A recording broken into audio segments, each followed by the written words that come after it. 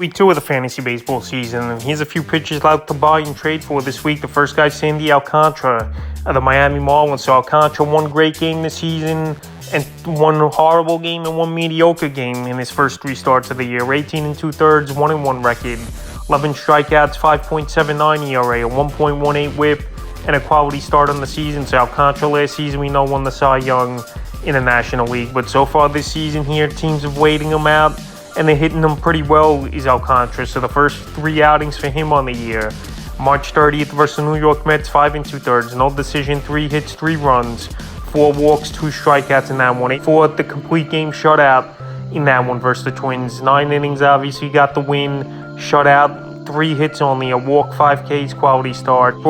10th of Philly got bombed in that one, 4 innings, got the loss. 10 hits, 9 earned runs, a walk, 4 Ks. So right now, Alcantara, like I said, that ERA almost a 6 so far in the early going. We know he's an ace pitcher. We know he won the Cy Young last season. We do know also that he's not on a great team that's going to give him a lot of offensive run support. Here's Alcantara with the Marlins, and then a tough division with the Mets, Braves, Phillies in that one. But he's still a guy that I have confidence in could turn things around.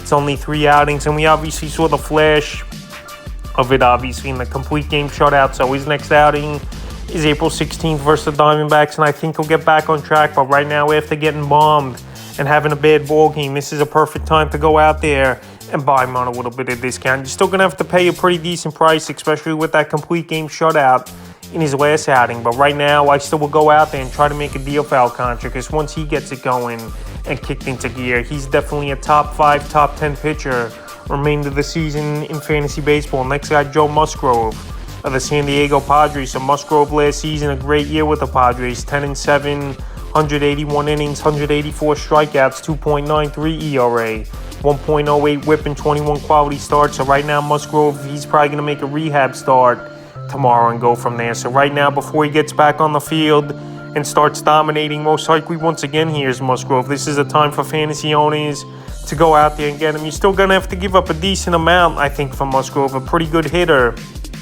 But like I said, this guy could be an ace for fantasy staffs here. And right now, this is the time to get him. He's got good stuff. He's got a good offense that backs him, obviously, over there in San Diego. And like I said, once he could kick it into gear, he could carry your fantasy roster in pitching categories for many weeks in a row, or even the remainder of the season. So Musgrove, he'll probably come back end of the month, I would think. He'll get a rehab start or 2 under his belt.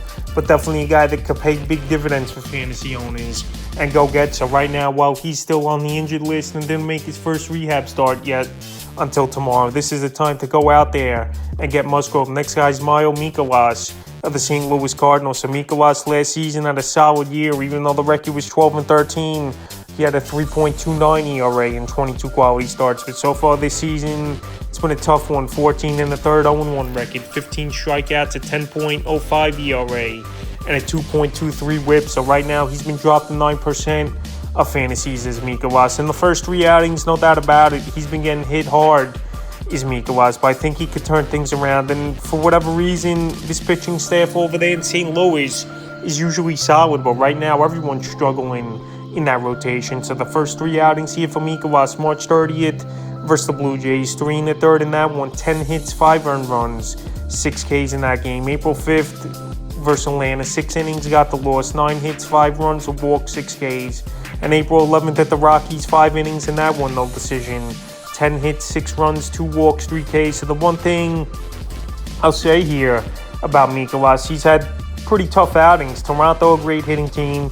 Atlanta, great hitting team. And the Rockies in Coors Field, you could put out a mediocre lineup there, and teams are going to hit the baseball. So right now, he's giving up a lot of hits, no doubt about it. The only thing that is promising here for Mikolas in the first 3 outings, he's only got 3 walks, so obviously 1 walk per game he's averaging. But right now, he's not hitting the spots. Teams are hitting him hard, but he's definitely a guy they think could turn things around. And April 16th, it definitely could start with a good outing, with a good matchup on paper versus a Pittsburgh Pirate team that really don't hit the baseball and haven't done much so far this season. So right now, if Mikolas is out there on your waiver wire, you pick him up, or if he's on the trade block, you don't have to give up much to get him, especially with the 10 ERA and the first 3 games he's been bombed. So right now is a perfect time to go out there and get him, because I think he could turn things around. And he's got a pretty solid offense behind him as well over there in St. Louis that could give him run support. The next guy's Chris Sale of the Boston Red Sox. Chris Sale, we know he's pretty much been injured on and off over the last 3 or 4 seasons here for this Red Sox team. And so far this season, he's healthy, but he's off to a slow start. 12 innings, 1-1 record, 19 strikeouts, 11.25 ERA, and a 2.08 whip. So right now, I know he's not going to be the Chris Sale of many seasons ago with the Chicago White Sox in the first couple of years with the Boston Red Sox, but I still think he could be a solid pitcher, third or fourth to start on your fantasy team. A guy that could go out there, get strikeouts, get some wins. And he's just off to a bad start right now in the first 3 outings. April 1st versus Baltimore, 3 innings, 7 hits, 7 runs, 2 walks, 6 Ks. April 6th at Detroit, 5 innings, got the win, 4 hits, 3 runs, 3 walks, 7 Ks. And April 12th at Tampa Bay, 4 innings, got the loss in that one, 7 hits, 5 runs, 2 walks, 6 Ks. So he's mightily struggling right now, is Chris Sale. Even though on paper it's been pretty decent matchups. Baltimore's been a hit-or-miss offense. Detroit, we know, can't really hit the baseball, and he did get the win in that one.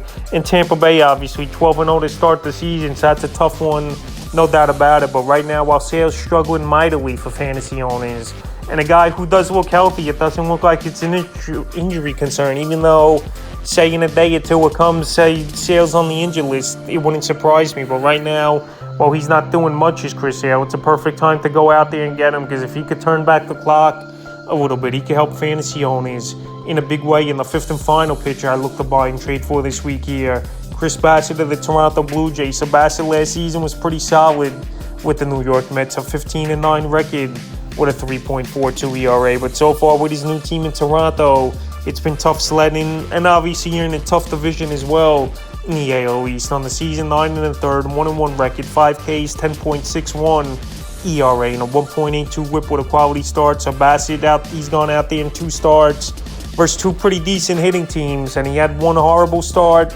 and 1 solid start. So his next outing is here today versus a Detroit Tiger team that obviously we know is not a great hitting team. And I think Bassitt could go out there and he can help fantasy owners. So right now, well, like I said, it's been a mixed bag of results in the first 2 outings, and today could get back on track.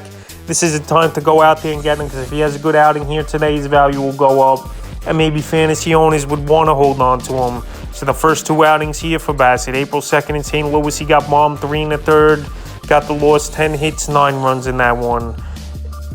And April 7th at the Angels, 6 innings, got the win, 2 hits, 2 runs, 5 walks though, which is troubling, and 5 Ks with the quality start. So Bassitt, like I said, 1 solid start and 1 horrendous start. So now here today versus Detroit, I think he goes out there 6-7 innings, 2-3 runs tops here for Bassitt, and he'll do well. But right now, like I said, big bag of results. He could be a 500 pitcher with Toronto this season with tougher hitting teams. But I still like Bassitt as a solid 4th or 5th starter on my fantasy roster, and a guy I don't think you got to give up much to get this week. So that's a few pitchers I look to buy and trade for week 2 of the fantasy baseball season.